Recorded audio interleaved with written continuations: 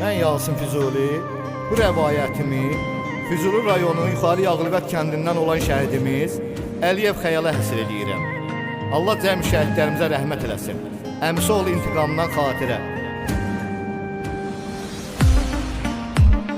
Candan əziz canlar, igid qəhrəmanlar, heç vaxt unutmarıq biz, yaddan çıxartmarıq biz. Bugünkü rəvayətim, bu olan həqiqətim, şəhidimiz haqqındadır, igidimiz haqqındadır. Şəhid Əliyev Xəyal qanlı eylədi halal, bu ana torpaq üçün, üsrəyli bayraq üçün. Ondan danışacam hələ, indi keçim əvvələ, Xəyal uşaqlığımdan, hələ uşaq çağından vətənpərvər olurdu, böyüyüb yaşar olurdu.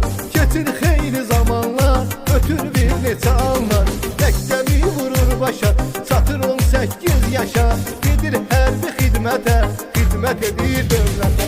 Bir 6 aydan sonra, payızdan yaydan sonra, xidmətin vurur başa, evinə qaydır birbaşa. Amma vətən həsrəti, xəyala verir əziyyəti, çünki vətən dardadır, gözlər intizardadır. Fikirləşir dübarə, gəlir bu cür qərarə, qaydım yenə hərbiyə, vətən sağ olsun diyə. Öldəki kəşfiyyatda, xüsusi təyinatda, xidmət edir vətənlə, doğma elinə təmənlə. 2020-ci ildə, sentyabrın 7-sində, Ali Baş Komanda verdi bu cür nəfərlə. İrəli güclü ordumuz, azad olsun yurdumuz, xəyalda döyüşür qabaqda, düşməni dağda dağda. Qan uddurdu düşmənə, canım da qurban sənə, döyüşdən doymuyurdu, ölümdən qorxmuyurdu. Oktiyalın ikisində, Füzuli döyüşündə, xəyal ucalır şəhadətə, ruhu uçur cənnətə. Şəhid xəbəri gəldi, gəmi kədəri gəldi, doğma elinə obasına, xəbər çatır anasına. Oğul deyib ağlayırdı, balasını qucaqlayırdı, mən yolumu gözləyirdim, toy etmək istəyirdim. Gəldi şəhid xəbərin, sənin qəmin kədərin, bu dərdə dözmür ürək, səni aldı zalım fələk. Ananın bu naləsi, ağladırdı hər kəsi, ata yazıq neynəsin, dərdi ki məzulləsin.